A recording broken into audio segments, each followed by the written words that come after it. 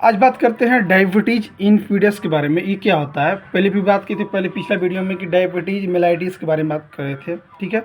उसमें 3 प्रकार का मैं डायबिटीज़ बताया था। फिर इसमें बात करते हैं डायबिटीज़ इंसिपिडियस के बारे में, ठीक है। इसमें क्या होता है कि डायबिटीज़ इंसिपिडियस एक समान विकार होता है जिसके कारण शरीर में तरल पदार्थ का संतुलन बिगड़ जाता है। इस संतुलन के कारण पानी पीने पर भी बहुत प्यास ज़्यादा लगती है। इसमें क्या होता है कि इस स्थिति में व्यक्ति को क्या होगा कि बार बार पेशाब आएगा, ठीक है। ये भी देखा जाता है कि डायबिटीज़ इंसिपिडियस और डायबिटीज़ मेलिटस में दोनों ही एक समान लगते हैं, दोनों के लक्षण सेम रहेंगे, ठीक है, लेकिन इनका आपस में कोई संबंध नहीं है, ठीक है। इसमें देखा जाता है कि इसमें ये देखा जाता है कि डायबिटीज़ मेलिटस टाइप 1 या टाइप 2 के रूप में हो सकता है और यह डायबिटीज़ के मरीज में बहुत आम बात है।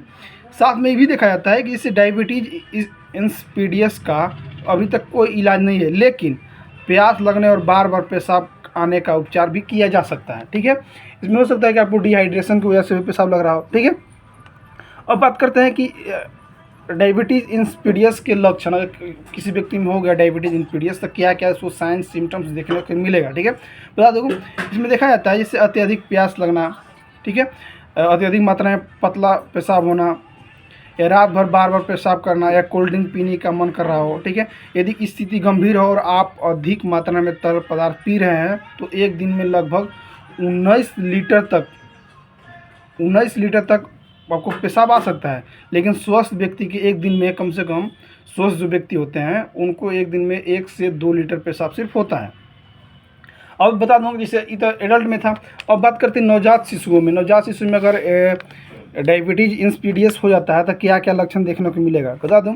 उसमें देखा जाता है इससे बच्चों में अगर बीमारी हो जाता है, यानी नवजात शिशुओं और बच्चों में डायबिटीज़ इंसिपिडियस हो जाता है तो लक्षण देखने को मिलता है। जैसे कि पहला होगा कि बिस्तर गीला करना या नींद आने में दिक्कत होना, बुखार, उल्टी, कब्ज या शारीरिक विकास में देरी या वजन में कम होना, ठीक है। ये हो सकता है, कैसे, डायबिटीज़ इंसिपिडियस की वजह से भी हो सकता है। अब बात करते हैं कि डायबिटीज़ इंसिपिडियस होने का मुख्य कारण क्या है, कि क्यों हो जाता है। बता दो इसका होने का बहुत सारे कारण हो सकते हैं, हार्मोनल बैलेंस की वजह से भी हो सकता है। जिससे बता दो इसमें 3 या 4 कारण बताऊंगा। पहला कारण जैसे कि मानव शरीर में वैसोप्रेसिन नाम का एक पदार्थ बनता है, इसे एंटी डायरेक्टिव हार्मोन या ADH भी कहा जाता है। इसमें देखा जाता है कि यह मस्तिष्क के एक हिस्से यानी हाइपोथैलेमस में ये बनता है और पिट्यूटरी ग्रंथि में एकत्र हो जाता है। यह किडनी को पानी रखने के लिए कहता है, जिससे पेशाब की अधिक मात्रा में आता रहता है, ठीक है, पहला लक्षण। और दूसरा कारण हो सकता है जैसे कि प्यास या थोड़ी पानी की कमी होने पर प्रोवैक्सिन का स्तर बढ़ जाना, आपकी किडनी ज़्यादा पानी पूर्ण अवशोषित या सोखने लगती है।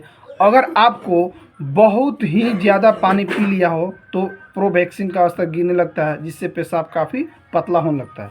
तीसरा कारण ये भी हो सकता है, इसे देखा जाता है कि शारीरिक के पर्याप्त मात्रा में प्रोवैक्सिन बना पाते हैं कि इस स्थिति को सेंट्रल डायबिटीज इंसिपिडियस भी कहते हैं। इसके साथ क्या होता है कि वही दूसरी ओर यदि शरीर में पर्याप्त मात्रा में प्रोवैक्सिन बन रहा हो तो लेकिन किडनी उसका इस्तेमाल नहीं कर पा रहा हो, तो इसका मतलब है कि आपको नेफ्रोजेनिक डायबिटीज़ इंसिपिडियस हो चुका है, ठीक है।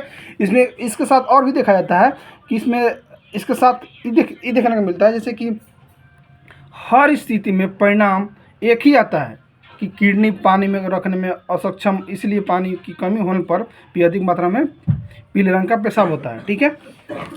इसमें साथ साथ भी देखा जाता है जैसे कि डायबिटीज़ इंसिपिडियस अगर आपको हो जाता है तो क्या क्या से कौन कौन तरीका से आप इलाज कर सकते हैं। हो सकता है आप सेंट्रल डायबिटीज़ इंसिपिडियस की वजह से इलाज करा सकते हैं। दूसरा कहीं भी हो सकता है नेफ्रोजेनिक डायबिटीज़। तीसरा डिपोजिशन डायबिटीज़ की वजह से देखा जा सकता है। लेकिन इसमें पहला क्या होता है, इससे सेंट्रल डायबिटीज़ इंसिपिडियस में यदि सेंट्रल डायबिटीज़ इंसिपिडियस शुरुआती चरण में है तो आपको बस पानी का अधिक सेवन करने की ज़रूरत है। यदि यह स्थिति पिट्यूटरी ग्रंथि या हाइपोथैलेमस जैसे एक ट्यूमर में असमान के कारण हुई हो तो ऐसे में डॉक्टर पहले इलाज करते हैं और इसके साथ क्या करेंगे कि डेस्प्रोप्सिन या वैसोप्रिन जैसी दवाएं ले सकते हैं। आमतौर पर यह जेनल स्प्रे के रूप में भी जानी जाती है। इसमें क्या होता है कि बार बार पेशाब आने की प्रॉब्लम दूर हो जाती है इसके साथ। ठीक, इसके बाद क्या होता है कि दूसरा क्या होता है, जैसे कि नेप्रोजेनिक डायबिटीज इंसिपिडियस में, इसमें यही देखा जाता है कि जैसे नेप्रोजेनिक डायबिटीज इंसिपिडियस का इलाज मुश्किल तो हो सकता है, अगर यह दवा लेने का कारण हुआ हो तो दवा लेनी बंद कर देने से फ़ायदा होता है। क्या हो सकता है कि कुछ दवाएं इसके लक्षण में सुधार कर सकती है, जैसे कि इडोमेथिन या इंडोमेसिन और मूत्रवर्धन जैसे एमीरोलाइट मोडरेटिक यानी 5 से 50 या हाइड्रोक्लोरोथिरिजाइम या माइक्रोजाइम, ठीक है, ये ले सकते हैं।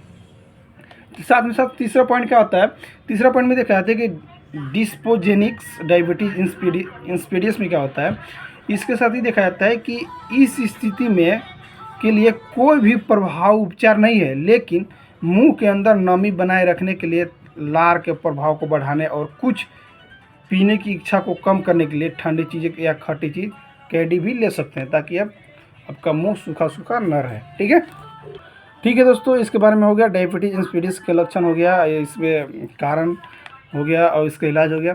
तो थैंक यू भाई, जय हिंद जय भारत।